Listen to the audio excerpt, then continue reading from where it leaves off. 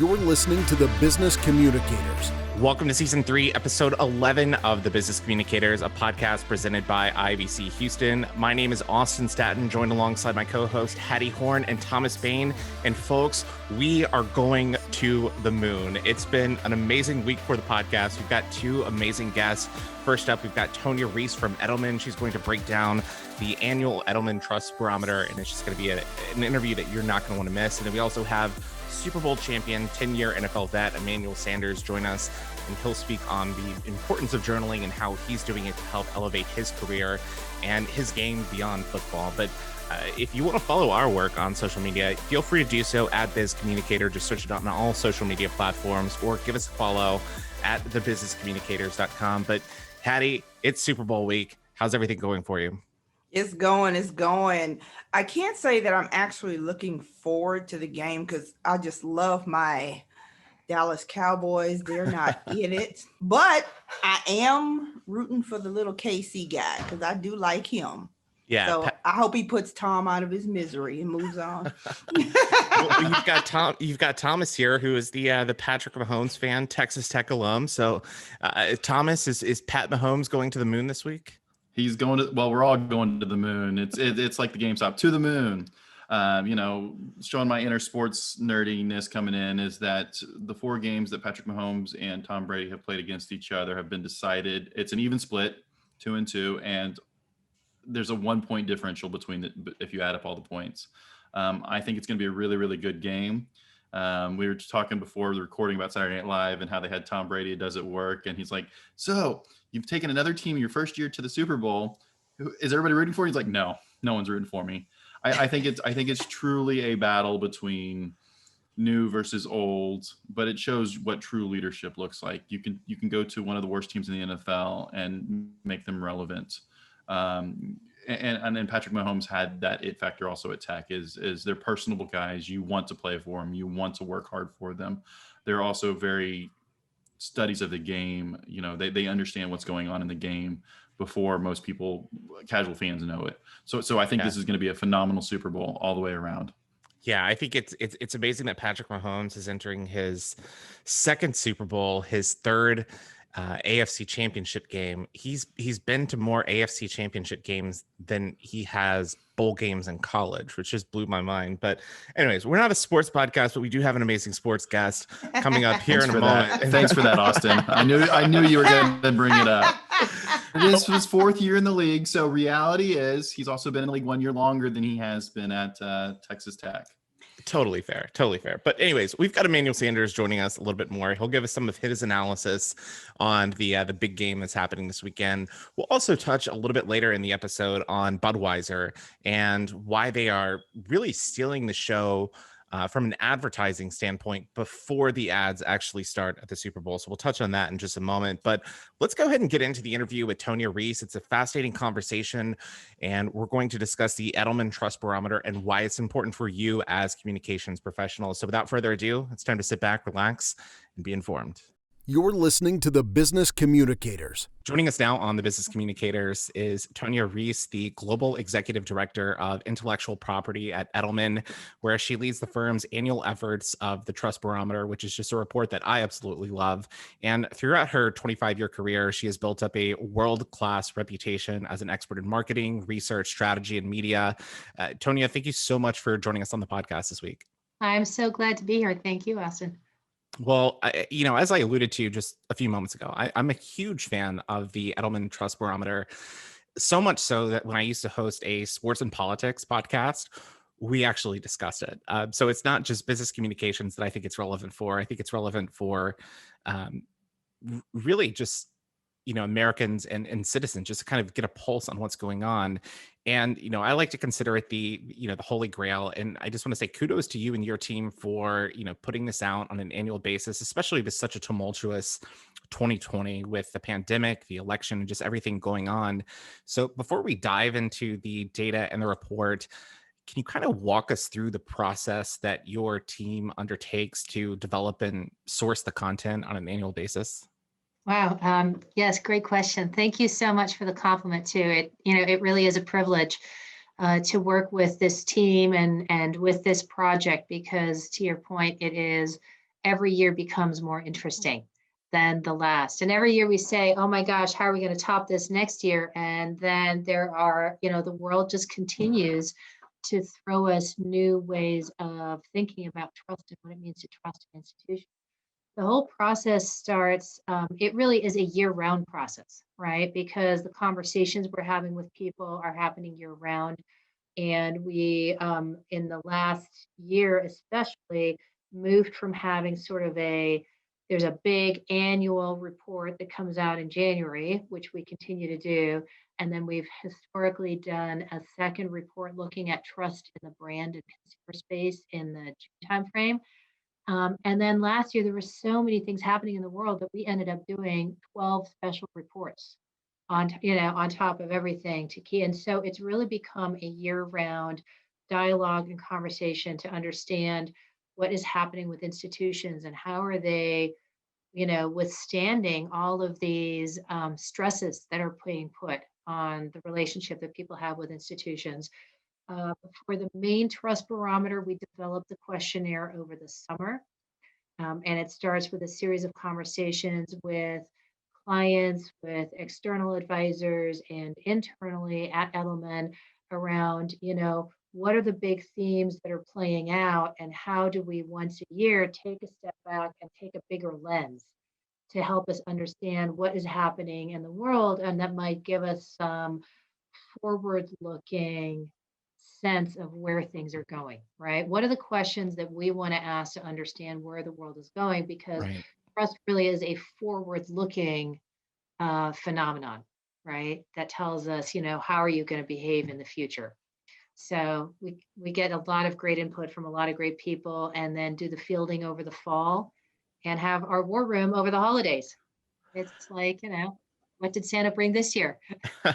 So I think when most people are kind of winding down, for the holidays, going to visiting family, that's when you really ramp it up. And I think the effort shows just the work that you and Edelman put out on an annual basis. Again, I think it's must-read material for all communications, all business professionals, really, each January. But you mentioned that you do 12 last year. You did 12 different reports, on topical issues that were impacting, our society. And for full transparency, we are recording this episode on Thursday, January 28th. And for the last 48 hours prior to recording, the stock market has just gone absolutely insane with, so many people, turning to Reddit and deciding to do short squeezes on GameStop, AMC. And then on Thursday morning, Robinhood decided to essentially not allow retail investors to buy stocks. And there's a lot of animosity right now towards Wall Street, towards hedge funds, towards Robinhood for cutting off access to the markets, really, for the everyday consumer. And I know we've seen, distrust in the financial institutions in past years. How do you think this kind of weighs into that moving forward? Wow, there is so much in that question. It truly is a classic story of what is the power balance, right? And people coming together to identify an injustice and an imbalance in the system, or what is perceived to be an imbalance in the system, right? And that's what's really fueling the emotion around it. We see that over and over these days on these digital platforms, right? That there is a double-edged sword that happens, right? Where on the one hand, we're sticking it to the man, right? We're addressing a wrong, and these hedge fund guys have all the power, right? And because we can come together on these platforms, we can address that and make things more just. But then the system so quickly also overreacts to where, now, wait a minute, now you have to be a Reddit user to figure out how to game the system, right? And so there's a massive question there in who invests you with the authority to set the rules, right? And what is the appropriate response that any of the institutions involved, be it the financial community, the technology platform, the users, right? The companies are involved, and even now government regulators who I understand the phones are ringing off the wall, right? What is the appropriate response to, clearly there's been a system failure identified, right? But then who gets to set the rules? And that really is a question of, which institution do you trust? So I don't know that I have a lot of answers for you because I'm not an expert in the financial industry, Right. but and what I will say to anyone listening is my personal belief, it is never a good thing to base your investment strategies on emotion, right? So whether this, if you are looking to get rich quick or make a buck, do it with money you can afford to lose. Absolutely. Yeah, but it really is a trust story. Sorry, I had to change my background for that. I think you touched on a real interesting point about the trust and Wall Street versus the common person. Along those lines, is there's a name for it called short squeezing that's been around forever. It's just now that, and we've talked about it in this podcast about how the technology is getting cheaper and cheaper, so the everyday person can jump in there and play, for lack of a better statement. So on that note, how does the trust barometer change over time, but what are the most trustworthy sites, not just for the financial side, but for for news, media, politics, individuals, and how do you see that changing from year to year? Yeah, I think this is really the big question that continues to keep trust so interesting and relative in our times, right? The trust barometer has been around for 21 years, which means that we've been around longer than Twitter, and longer than social media platforms and longer than the internet. And it was launched at a time when there was still really no choice other than to put your trust in institutions and authority figures that they had both access to information as well as the ability to, make decisions about doing what is the right thing to do with that information, right? And then now we've democratized access, we've democratized information. And so the question of, what is the implication of that still continues to resonate. We've seen years where experts, right, and the credibility of academic experts and technical experts has dropped year after year after year to where a person like myself became more trusted, right? So somebody I know on Facebook who says whatever they say, I'm going to more likely to believe what they're saying than what an expert says. And then after the 2016 election and all of the revelations in the following year around, the extent of the misinformation, disinformation, fake news, and what was going, and the extent to which our information system was not trustworthy and polluted, right? All of a sudden, we saw a sharp reversal. Experts went back up. Day-to-day people, regular people went back down in credibility. What has happened this year, however, that is a real, sobering finding, and this is true in almost every country, including the US, is that the credibility of experts and people like myself have both gone down, right? So we're at a point, and this is why our theme this year, this January, is about declaring information bankruptcy. We just simply don't know anymore who to believe, what to believe. Traditional news sources, social media, search, all of those as information sources are at all-time lows in trust. And what makes it even worse is that the majority of people, something like 57, 58% believe that government leaders and business leaders both, and journalists too, right? So journalists, government, business leaders are all deliberately spreading misinformation and lies to advance their agenda. So we have a trust problem. And, I think, how we get through that and how we navigate that reality that we've sort of that corner we backed our way into, is really what we mean when we say emerging. It's time to declare bankruptcy and come up with a new plan, of how how we're going to communicate, how we're going to differentiate truth from lie and fact from fiction, and who we're going to trust and how we're going to make decisions about, are these people really Robin Hood, and whose interest do they really have in mind? And is that really a better way to run the market? Or, is there maybe something in between that addresses some of the justice but doesn't go to an extreme? So, but how do we even have that dialogue if we can't agree on a set of facts and truth? Right. So it's a big challenge moving forward, but we think that, podcasts like yours, but also that really business, and that's the other big headline from the findings this year, is the extent to which people are holding brands and businesses accountable.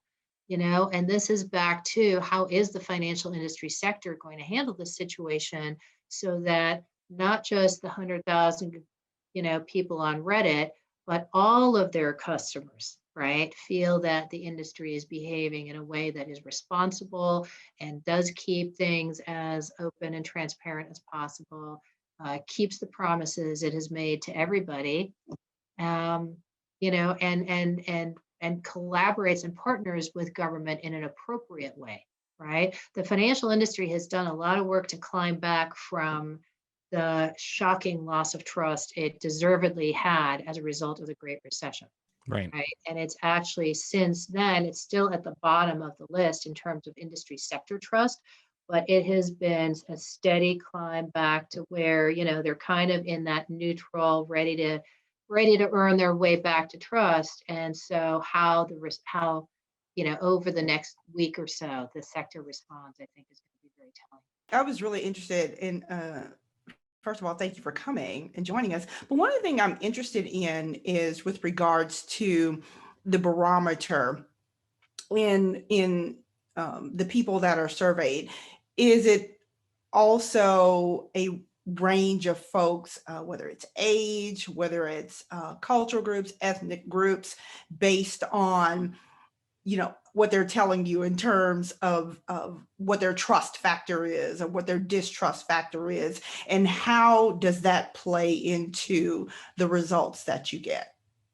That's a great question, right? So the Trust Barometer is a global study. This year we surveyed in 28 countries. In each country, we collect data from a minimum of 1,100 respondents, and the sample is weighted to be representative of each country by region, by age, and by income. In addition, in the US in particular, it's actually in two countries, in the US, multiple, US, UK, the UAE, and I believe, and don't quote me on this one, but possibly in South Africa as well. I'd have to look that up, but in the US for sure, let's talk about that because I know that one for sure. In the US, we also weight the data to ensure it's representative across race and ethnicity. And we oversample to be able to make sure we can look at, the Black community, the Latinx, Hispanic community, Asian Americans, as well as whites. So we can cut the data in all kinds of ways. There are a number of ways we see some very, very deep divides in trust. And one of the ways we look at the data is we look at it by what we call our informed public sample. These are people who are college educated, top quartile of income, right? So more affluent, and they over-index on consumption of business and public policy information, representing about 17% of the total population in the US. And when we look at the trust level for that population versus the other 85%, there's almost a 11-point difference globally. Wow. And a double-digit difference in almost every country that we survey, right? It is just, and we've been tracking this now for 4 or 5 years. Really first saw it in like 2016 timeframe. Did a whole report, and we've just watched it get more widespread around the world, and deeper and deeper and deeper. And so that divide is something that I think is really concerning, because it goes back to speaking about that sense that, the system is not fair. It's not giving some people are getting rich in the stock market, and other people are standing in food lines. And what the heck is going on, and where's the middle class in this, right? So very much related to income, but more than income even, it's about your sense of, do you have a fair shot at a better future, right, from wherever you are. The other place in the US, of course, we see huge divides is political, right? We look at the data this year based on who did you vote for, and it just couldn't be more different. I think there's something like a 40-point difference in terms of trust in the media between Biden voters and Trump voters, right? Trump voters basically do not trust anybody. Business is like in neutral. Everything went down. And the only thing they can agree on is both groups trust their employer CEO, right? That is the only sort of societal leader who is trusted and credible among Trump supporters of all the ones that we measure. So it reinforces, again, I think, that really important role that employers play, because they are trusted, in helping to address some of those divides and some of the misinformation, right? And whether that's taking on societal issues. I mean, people want their employer to take on issues, right? To be a source of information that is credible. Some people say mask work and other people don't. Well, what does my CEO say? Right? They're going to follow that lead, right? And of course, educating people about vaccines right now is so important, right? And we think it's really about educating, not mandating, and helping people understand, because there are real fears that, are legitimate fears based on legitimate history about what's happened to certain communities in the past. So those need to be talked about, right? And it needs to be a two-way conversation. And of course, the whole conversation and the action around the actions that we still have to take around equity and inclusion, have got to be top of mind as well, because I think they go hand in hand. So, we sort of have this interlocking triangle of issues that all affect each other in the US right now. And we really believe that the employer has a huge, huge amount of influence right now, that can help to stabilize things and move things in a good direction.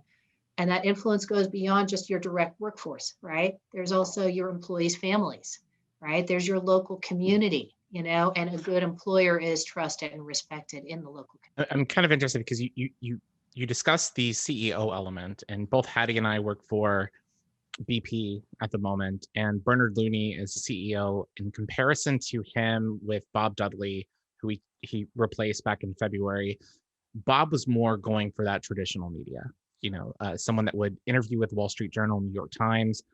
Bernard has taken a little bit of a different path, very much engaging on LinkedIn, Yammer, Instagram. He's trying to share his thoughts on social justice issues, corporate social responsibility.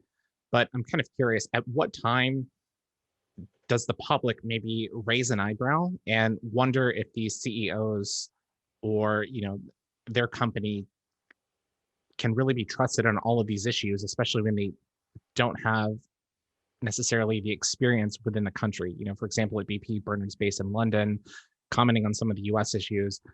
Just curious on your take with that. How do you kind of balance that level to ensure that you can be, fair and talk about these issues while being credible? Well, depending on who you are in the issue, maybe you shouldn't be talking, maybe you should be listening, right? Very good point.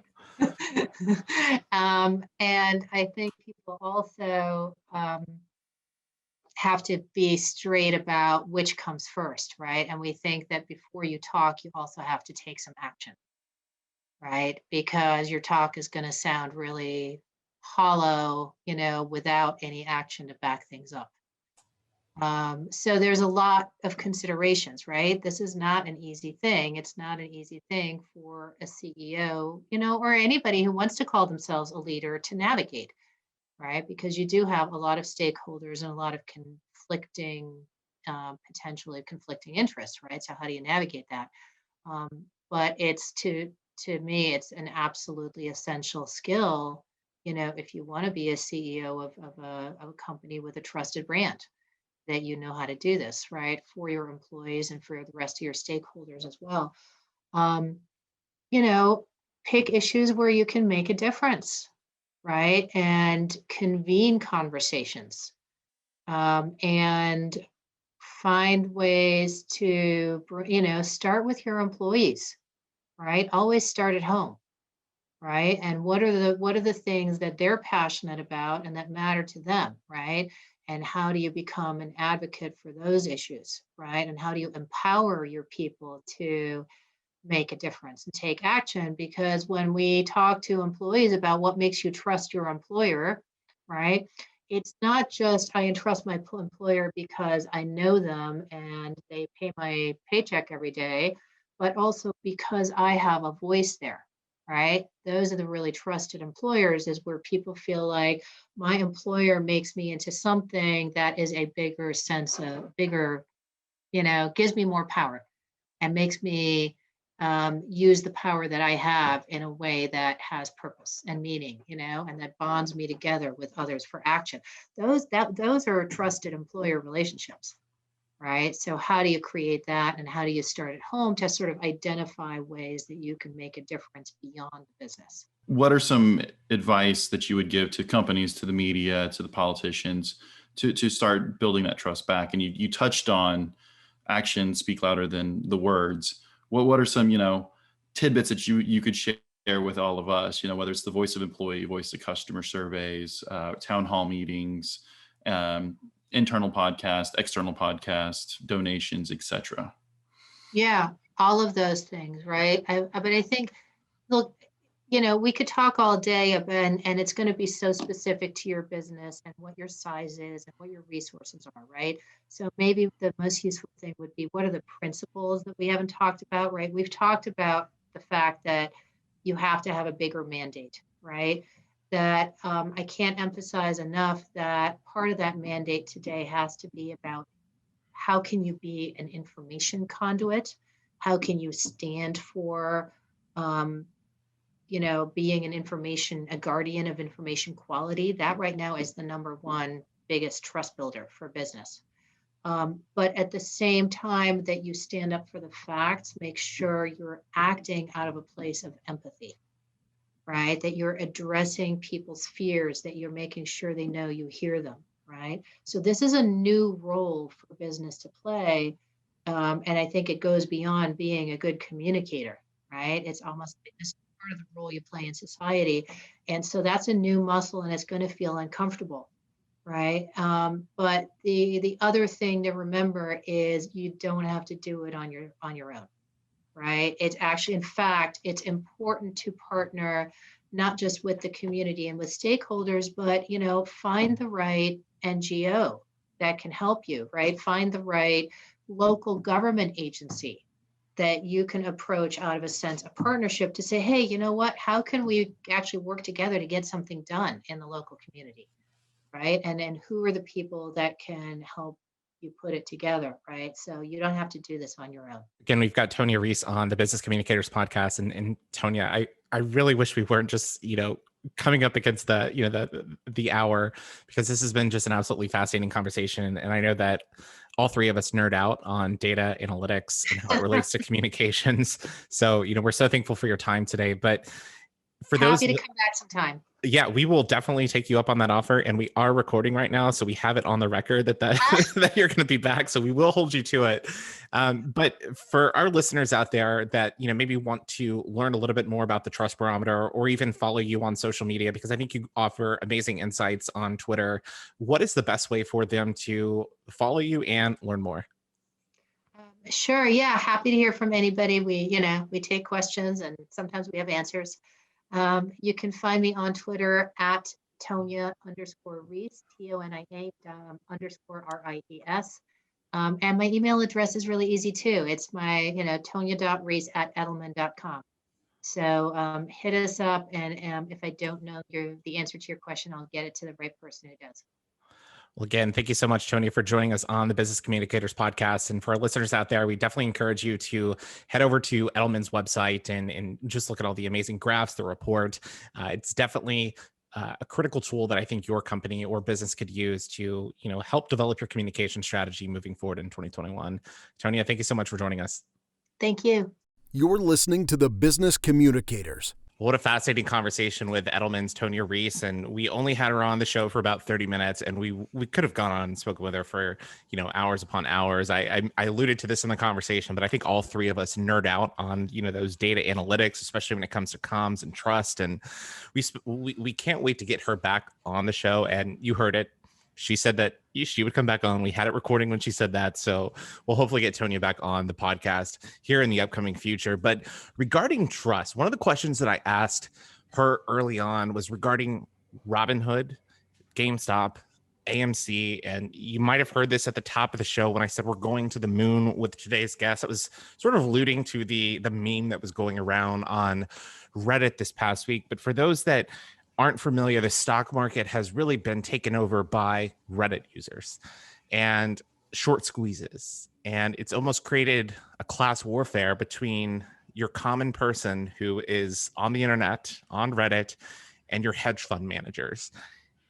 And it's really threatening the global economy when you look at it. But from a trust angle, it's absolutely fascinating. I think you mispronounced stock market. I think it's pronounced stoink market now. Stonks. Off of the Stonks. whole stonks. That's right. Stonks market. And on the business side of it, I think it shows the perfect way of how we've talked multiple times about how social media comes in and disrupts business communications and how just cheap and easy it is for the everyday person to gamble in the stock market because you don't need the broker and you don't need the mega fees from there. And so it's another one of those technologies disrupting what's going on. I think the trust factor plays into it because it shows that if your employees don't like you, they can go to the website and destroy your company in about 10 seconds. Well, I was just thinking about how this whole year and how, trust has plummeted for the government. And then we start moving into the stock market. And if you think about it in terms of how people were talking about different things, people are so tired of people telling them what they can, what they cannot do. So all of this disruption, even from a bigger picture for me, even when you look at all of the different, demonstrations that were taking place, people are taking charge of their own, destiny, their own future, in terms of, you saying that this company's stock is going, no, we're gonna turn it on its ear and we're gonna show you different. It's like that I can show you better than I can tell you type mentality. And it's just this big confidence of these young people at saying, I can do whatever I want to do. Absolutely. I think Hattie hit it on the nail right there. And when you look at Robinhood specifically, which is the company that's being thrown around in this entire conversation, Robinhood was built for the consumer user, the person that didn't want to go through these big brokerage firms, and they could do sell options, they could do puts, all of these different complex trades through an app on their iPhone. And the crazy part was they limited certain trades and in certain stock moves just mere minutes before the trades opened that day. And so there was a lot of animosity, a lot of blowback when it came to Robinhood. In fact, there were 100,000 one-star reviews left in the Google store against Robinhood. And they were all accurate. People were expressing their frustration, that they couldn't make certain trades, that they could only have sell positions within the app. And then Google went ahead and wiped those 100,000 one-star reviews. So again, it's like sort of an element of trust. And it's going to be a fascinating story to see how it continues to develop after this podcast releases, because I think at the end of the day, there's going to be a lot of people hurt financially who maybe had no clue what they were getting themselves into and jumped in on this mob mentality. And it's going to be frightening. Well, that's funny. I didn't jump. And I do have an E-Trade account and I do trade stocks, but I didn't jump on that bandwagon. I've never been that type of person to begin with because I always like to see what happens. So yeah, you're right. It is going to be interesting after this. There's so much that's interesting about it. Like you said, Robinhood, because while they blocked the trades, it wasn't they blocked all trades. They only blocked it from the handful of Certain trades that were stocks. being mentioned on this Reddit thing. And Wall this Street Reddit, bets, Wall Street Bets is also very notorious for telling everybody, take your life savings and put it into a short or a put, which is high risk, high reward. You can take $10,000 of your rent and turn it into a couple $100,000, or you can turn it into, congratulations, you also now owe us more money. But there's also who were the investors in Robinhood and other things that are coming down and outside the pipeline from there. But to that point is a lot of CEOs and executives have payment options that are part of a stock options. So does this mean that you see it with the investor, the green investors who have money and they're investing in companies, earning board seats, who don't like how the company's going, so they dictate how the company's going to operate. But so there's just so many different things. Like I root for GameStop. I like GameStop. I've always liked GameStop. Back in my days of playing video games a lot, it was a place to go shop, not necessarily buy. But as technology comes from there, are they in danger of going the way of Blockbuster? Let me flip something for you. My son does not like GameStop. Anything, because GameStop, when they buy your videos, the used videos, they'll only give you about $5 and then they'll go back and sell them. If you paid $60 for it, they'll go back and sell it for $55. So now he knows how to, but people are learning how to get around the system, order their games online. So in essence, he doesn't trust them. So based on his experience, their whole model reminds me of college and buying textbooks and reselling textbooks. I bought a book one time, didn't even open it up. Yeah. And said, you're going to sell this book as brand new because it's still in the shrink wrap package. Mm-hmm. And they offered me like $12. So, but to your son's point, there's a way to work the system. I sold back a game or a whole console right before the next one came out. So I got top dollar. If I would have sold it a week later, stock market, I would have gotten $10 versus $150 for it. So it's understanding that supply and demand. Same thing with what's happening on the stock market. It's a bunch of people who have all these options coming due. We're going to invest money there. I watched a quick video podcast. I don't remember what it was, but it was the real Wolf of Wall Street who wrote the book. And he said, usually at the end of the day, people who are shorting the stocks are right. That it's kind of spiraling there. It's the people who want to hold on to it. Toys R Us comes to mind as well. I think their IP was bought real cheap and just for the Jeffrey and the Toys R Us nostalgia. Yeah, there is no chance that GameStop is worth that GameStop's a $20 billion company. Like no chance. No, people are gaming the system. No. Yeah, yes. Exactly. And they understand that. I do think there are two interesting takeaways here. One, Robinhood is trying to IPO at some point in 2021. I'm curious how much this is going to impact them financially, because they've had to, extend credit lines throughout this whole process. And they really lack trust right now when it comes to the public sentiment. And another thing that I do want to point out too, the second key takeaway is actually from a friend. He posted this on his Facebook page, but he said the main takeaway from this Wall Street Bets, GameStop, Melvin Capital situation should be how influential regular people are when we organize against existing power structures. Interesting take. He's not necessarily discussing the value to manipulate markets, but the value when we rally together as a society and how much power we can actually create. Because, we had the Occupy Wall Street situation back in 2011, 2010, somewhere in that time frame. That is nothing compared to this. I mean, this is literally putting hedge funds in cash-strapped financial situations, and they couldn't do that 10 years ago. Yeah, it's like serving them notice.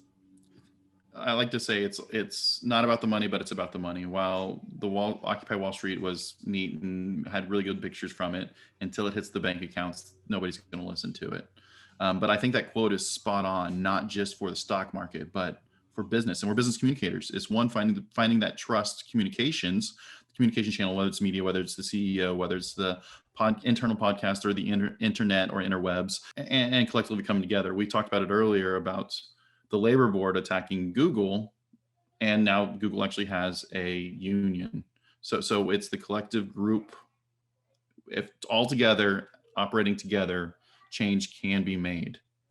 But as business communicators, we need to make sure that that the message we want is being out there into those groups. And that's my take. And it's interesting you mentioned the message that they want being out there. And I don't know if you guys saw the news this week, but Budweiser, who is one of the the biggest brands when it comes to sponsoring the Super Bowl, decided that they weren't going to have a Super Bowl ad this year. And again, the Super Bowl, or the big game, I don't know if we're allowed to say Super Bowl, but the big game is coming up on February 7th, Sunday, February 7th, between the Tampa Bay Buccaneers and the Kansas City Chiefs. But Budweiser is always in the Super Bowl. And one thing that is different about this year compared to previous years is, I believe I saw a stat that said in 2019, the Super Bowl ads sold out right around Thanksgiving time. And again, people are paying, $6.5 million for a 30-second ad spot, just an absurd number. As of a few weeks ago, there was still ad space available. And Budweiser has decided to pull out. They always have the Clydesdales, going through some of these advertisements, but they wanted to pull out and spend that money, to help promote their brands during the ongoing coronavirus pandemic and, create trust around, COVID-19 vaccines, social distancing, that kind of thing. And Budweiser wasn't the only brand to do that. Coke was another one that kind of got in on this unusual ad campaign. But I'm curious, for both of your perspectives, is this a good move for Budweiser as a brand because people are talking about them? Or do you maybe think it falls a little bit short and they're just capitalizing on the situation? I think this is I think this is a PR stunt, because while Budweiser is an advertising, Bud Light is advertising, and some of their other brands are still advertising in the Super Bowl. I'll go on record saying that even with the astronomical millions of dollars that you spend for a 30-second spot or a 60-second spot, I still think that there is a very good value in that, because it is next to the World Cup. You have the most set of eyeballs ever, right, and you have attention spans there.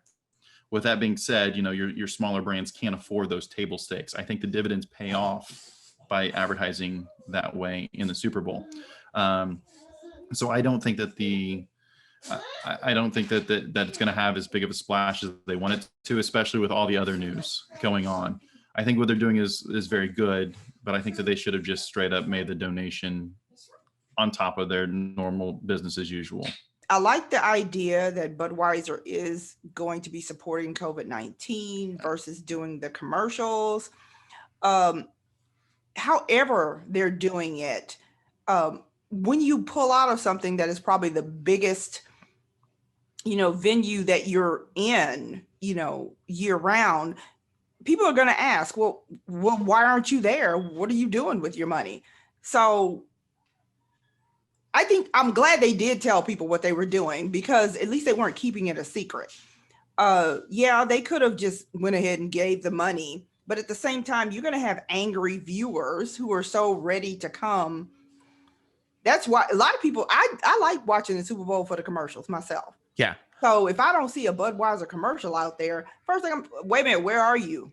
And why aren't you out there? But that's the thing now is, does it make sense for brands to spend $6.5 million when you can spend $50,000 on a digital ad campaign and you can have many, many more eyeballs actually see it? I mean, we look at TikTok, for example, like Ocean Spray. We had that Dogface 420 who, was using the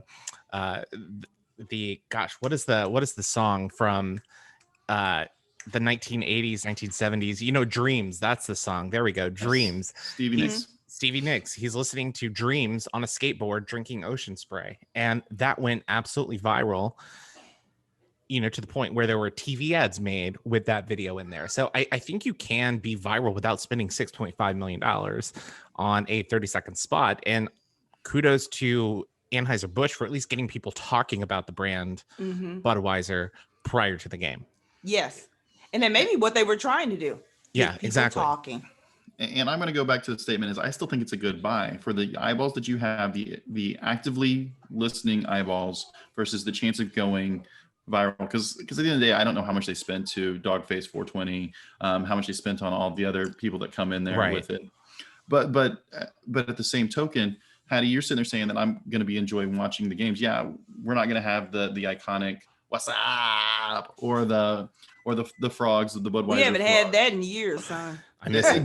Exactly. But like I'm saying, is there's other brands that Budweiser still owns and operates that will be doing ads. And so I think the best metric would to see, do people really miss it, is when the surveys come out. Did you know that Budweiser wasn't in there? Oh, I didn't realize that after the thing comes through. Yeah. Because while the three of us are very in tune with what's going on in the business communications, the advertising, marketing, PR world, are others, because I remember reading that they're doing this on Ad Weekly and PR News, I think, but I haven't really seen it mentioned much on mainstream media. Yeah.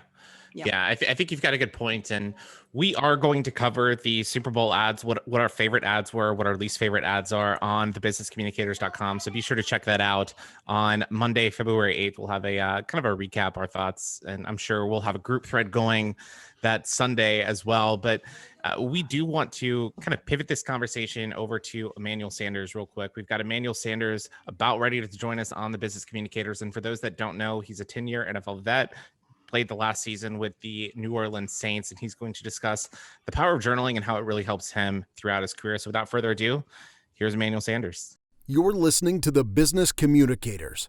Joining us now on the Business Communicators is Emmanuel Sanders, a Super Bowl champion, 2-time Pro Bowler, and a 10-year NFL veteran, most recently with the New Orleans Saints. And outside of football, Emmanuel is a successful entrepreneur behind the brand FanGauge, which is really, really innovating the way that fans can interact with celebrities and athletes. And it's blown up since 2020 and the onset of COVID-19. And Emmanuel is actually joining us on behalf of True Red and their expert note-taking collection line and new rollerball pens, which are available at Staples Online.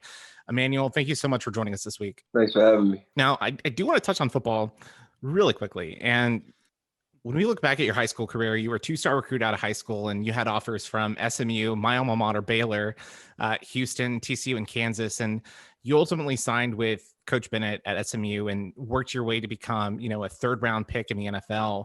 And when we look at the numbers from the NFLPA, it says that the average career for an NFL player is 3.3 years. And you've made it a decade playing with 4 different teams. I think it takes a strong work ethic to have that much longevity. What have you learned about yourself since you came out of Belleville High School and, working your way to become Super Bowl champion and 2-time Pro Bowler? I think resilience come to mind. A lot of people would assume that, the road is fairly easy or I'm gifted or talented. And yeah, it might be those things, but I think a lot of times it's just about the will and the want to. I've failed so many times in my life, but I just picked myself back up extremely fast and just kept moving on and kept chugging on and still believed that the plan for me was real. And, over and over, that dates all the way back to high school, to junior high, to college. I've overcome every obstacle that's been put in my way. And I just feel like that right there is a recipe for me. I think that's absolutely awesome. And I'm a huge fan of taking notes on pen and paper. And so that's why I was kind of intrigued about your True Red and your journaling that I was reading about. And yesterday or 2 days ago, I was watching a TikTok where you're motivating high school students about practicing excellence and not practicing mediocre or practicing the wrong techniques. How do you use journaling and pen and paper or just planning to set your goals and to reach those goals? Yeah, I think it's important. So in college, I was one of those. I was extremely motivated because I grew up, in a low income family, and so once I made it to college and I set my mind that I was gonna make it to the NFL, I was one step away. I said, you know what, like I'm almost there, and so and this goes beyond even journalism, but I also did journalism as well. It's just to show what I'm about. I used to put pictures of my house that I wanted, the cars that I wanted. I used to put quotes on my mirror, all right, in my bathroom, because I knew that every morning before I brushed my teeth, like that'll remind me exactly why I'm doing it for. And that was me in college. And then I got to the NFL, and that's when I started journalism. I remember, just writing down everything that I wanted and always going back to my notes, and just to remind myself why I'm doing it. Because sometimes when you're so caught up in doing it, you forget why you're doing it, right? And so I go back and I reflect back on the times of I wrote stuff where I was feeling down and out, or I was feeling good, and just reminding myself about the process and how far I've come. Because sometimes we forget that, because every day is distractions. Every day somebody's throwing something at you from the moment that you wake up. And so I think it's extremely important to write down your goals, write down what you're thinking, write down what you want to attain, not only just goals in general, just from a mental health standpoint. If you see a quote that you like, write it down, right? Like I like the fact to take a picture, but a majority of the time you're not going to go back through those photos. You're not going to strum back through those photos. But that journal, you'll take that journal on a plane and you'll just go back, and some of the stuff that you write in the journal, you laugh about, and then some of the stuff you like, dang, that day, man, I was on point. I was on point with all of this. So I think it's extremely important just for human. I think just the advance of just humans in general. I think it's just huge to write it down. And you got to also remember, like, at some point we're all not going to be on this earth, and if you can leave back a journal for your kids and stuff like that, like, that stuff lasts forever. And so I think it's extremely important.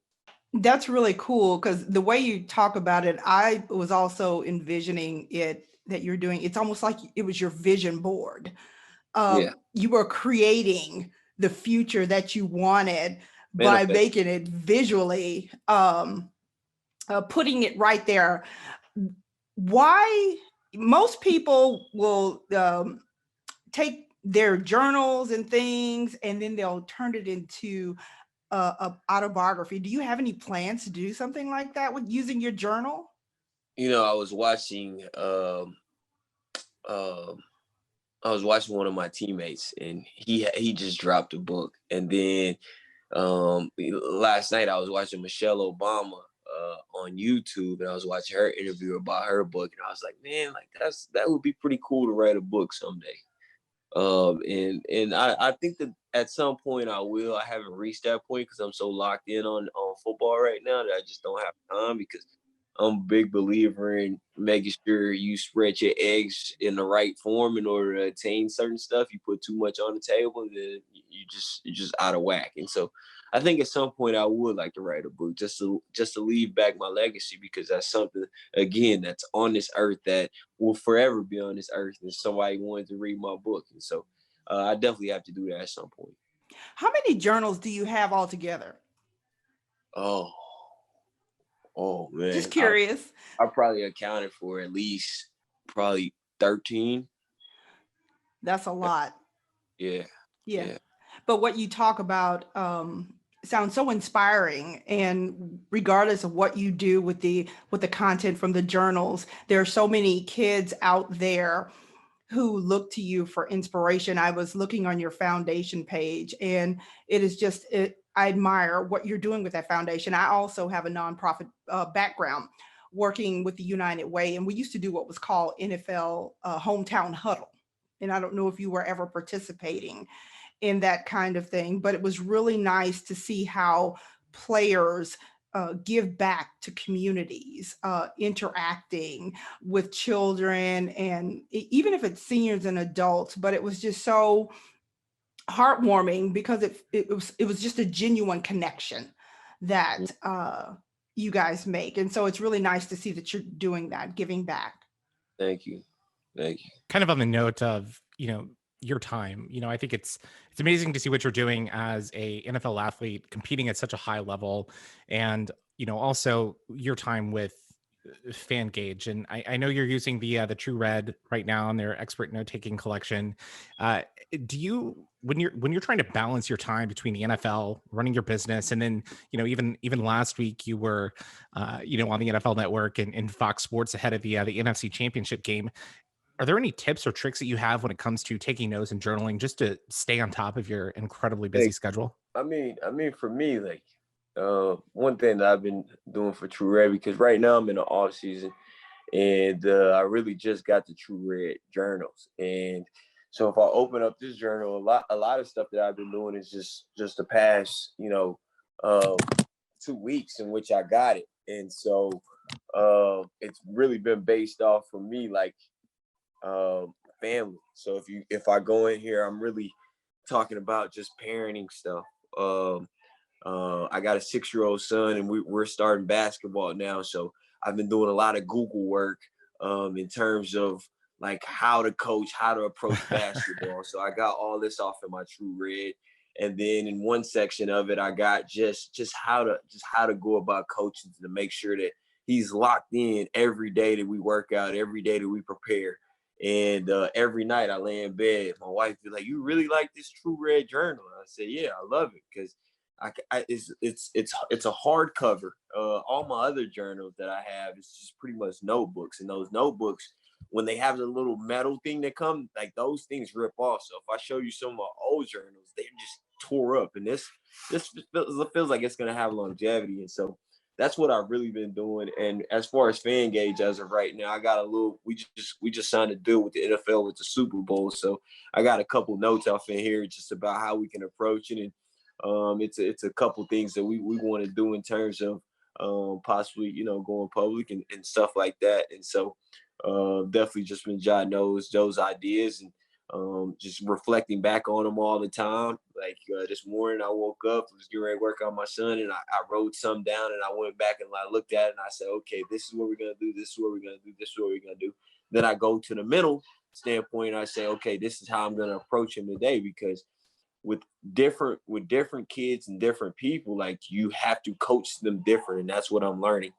And trying to coach your son, and you're his dad, I don't care. Like I've played in so many basketball games. I got Super Bowls. I've played in 3 Super Bowls. I got all these accolades. When it comes to me, my son doesn't think I've done anything, right? I don't know anything, and I haven't done anything. And so I have a mental approach in which I got to coach him, and I keep it in my True Red.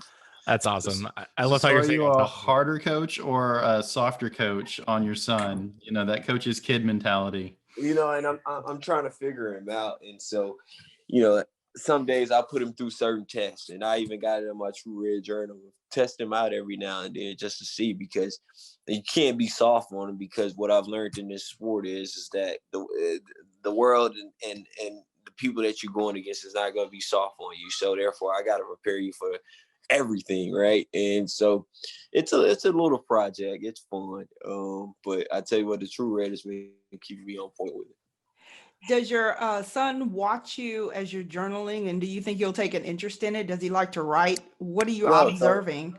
So when I had signed the deal with True Red, they sent me like 5 journals, and my son saw me writing in my journal, and he said, "I want one." And so I said, "You want one?" I said, "Okay." So I sat down, and this was probably like 2 months ago. I wrote down like 10 things that I want him to do while I'm at work.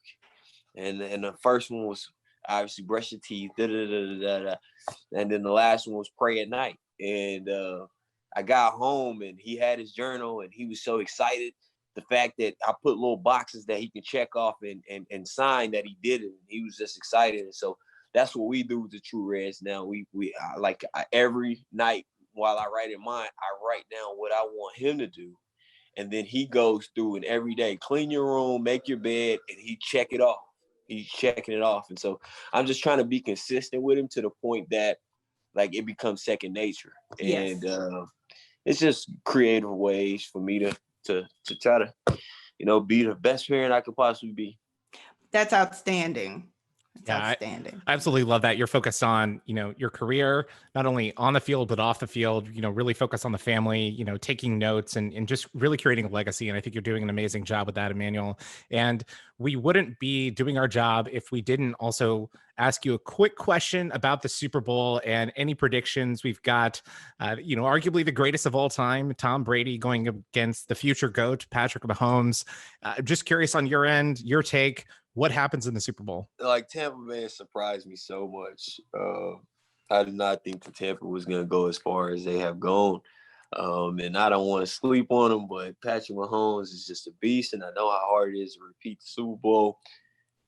I'm like 50-50 on both teams, and truthfully, I don't know who to pick, but if I was a bet man, I would have to take the Chiefs just because they got so many crazy weapons. But Tampa's defense has been astounding lately, and just playing just great, solid defense. They've been playing the coverage that nobody has been able to beat yet, and they're playing aggressive, and I love it. And so I think it's going to be a good Super Bowl for sure. Just hope it's a good game. Hope the commercials are great. And again, we want to thank Emmanuel Sanders for joining us on the Business Communicators podcast. And as mentioned at the top, you can pick up the True Red notebook, their expert notebook collection line, and the new rollerball pens, which are available at Staples online. And you can also check them out online, staples.com/spark to finish. And Emmanuel, for our listeners out there, they want to follow you in your journey during the NFL and beyond. What's the best way for them to connect with you on social media? I'm on Instagram. It's Emmanuel Sanders. I'm on Facebook as well, and I'm on Twitter. I think it's eSanders_10 on Twitter. So definitely check them out on social media and pick them up in your fantasy leagues next year. I think that would be a good move. But Emmanuel Sanders, thanks so much for joining us on the Business Communicators. All right, thank you guys.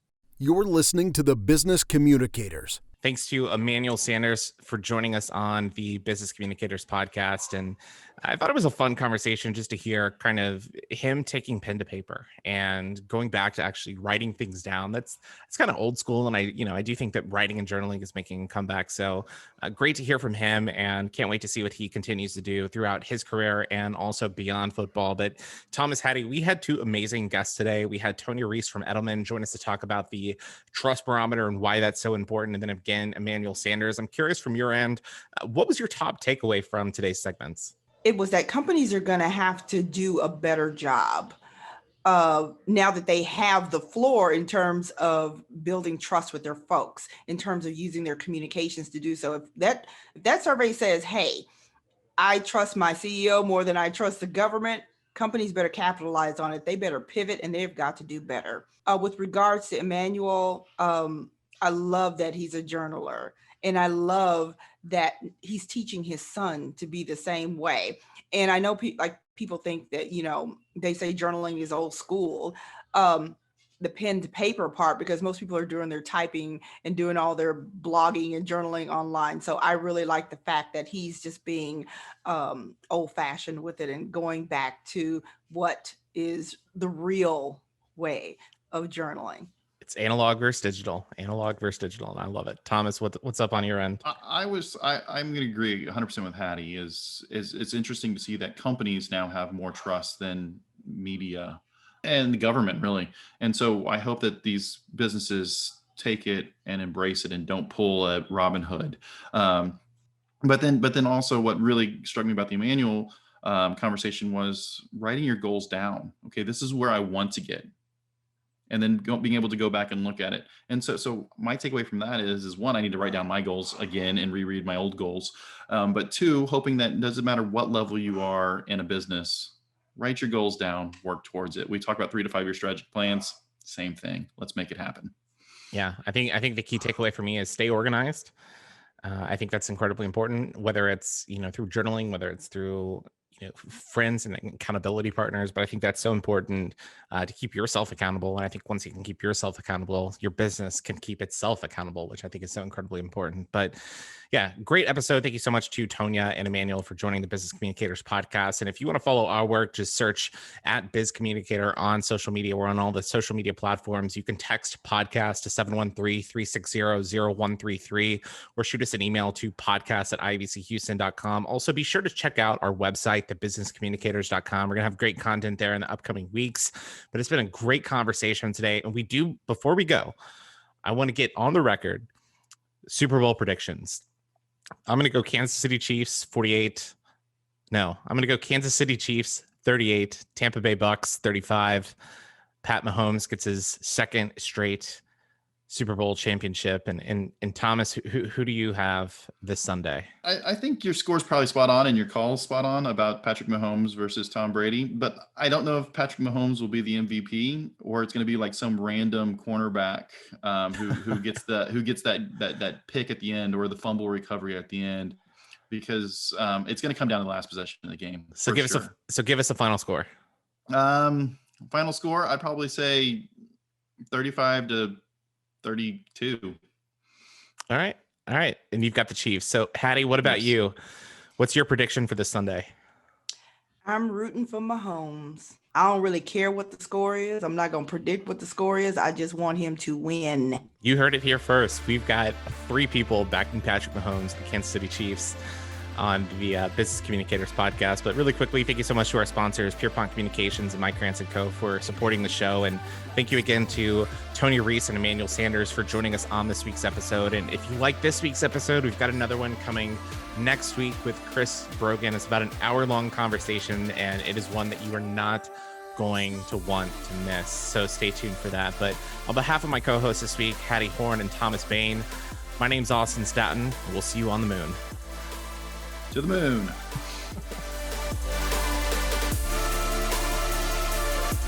You've been listening to the Business Communicators. If you haven't done so already, be sure to subscribe to our podcast on iTunes and leave us a 5-star review.